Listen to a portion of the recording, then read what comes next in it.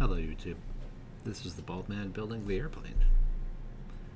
Today's video is wings number 32 and it will be working on the attached strips for the landing light lenses, the landing light bracket, and the splice strip and doubler for the access panel.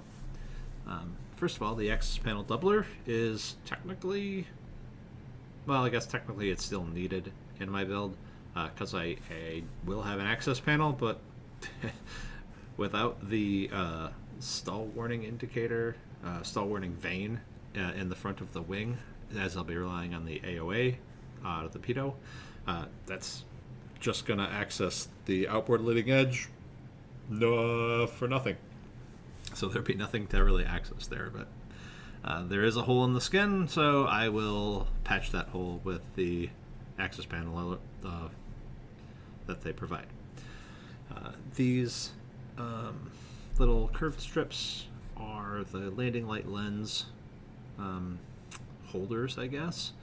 They get a couple of nut plates on each of them, and they get double-sided taped to the back of the landing light lenses. And then you put screws through the skin, through the lens, and they sort of attach to those, and that's what keeps the lens in place. So next up here is the landing light mount. That bracket is included in the kit, but what's not included in the kit is a way to mount your light if you use some light other than the one that Van sells.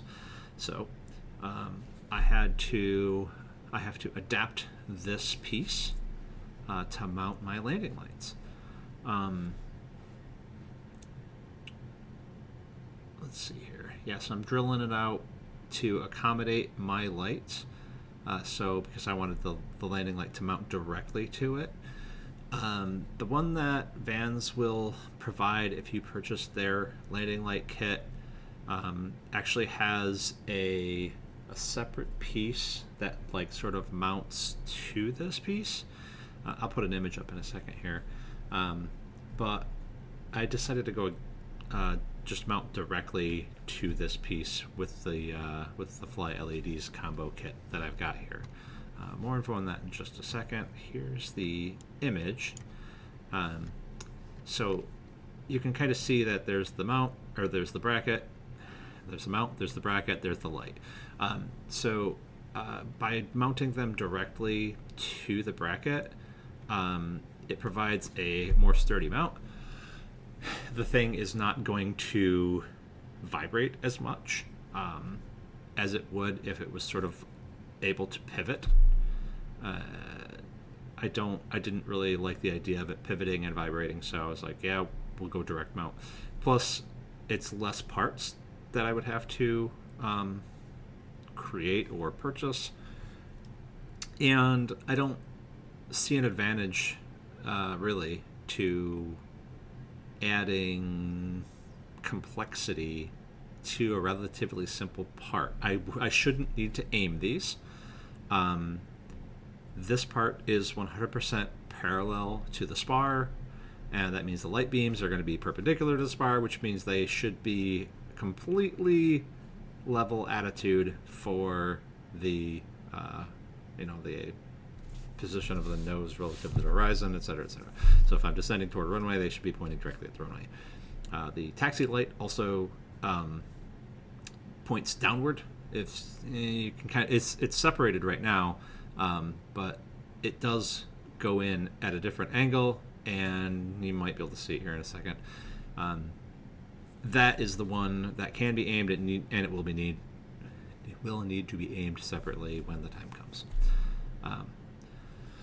So yeah, I just wanted to mount these directly to this piece. So I just drilled a couple holes in it. I widened out the main hole where the lights would go through, so I could, put that light in once the whole thing is assembled inside the wing, and maybe take it out later if I really needed to. I really hope I don't need to, but it's accessible if it has to happen. I'm even going to put a disconnect with the wiring that goes through there as well. So, yeah. that's the landing light bracket. Just threw some primer on it and verified everything fits. And then next up, I think we're going to work on the splice strip. And the splice strip is a relatively simple piece. This is just the piece that goes between the inboard rib and the skin. And then it gets a bunch of nut plates attached to it because it's where the fuel tank meets up with the outboard leading edge. So the fuel tank has a bunch of number 8 screws, and those number 8 screws go into all of these nut plates, and that's another part of how the fuel tank secures itself, or is secured to the wing.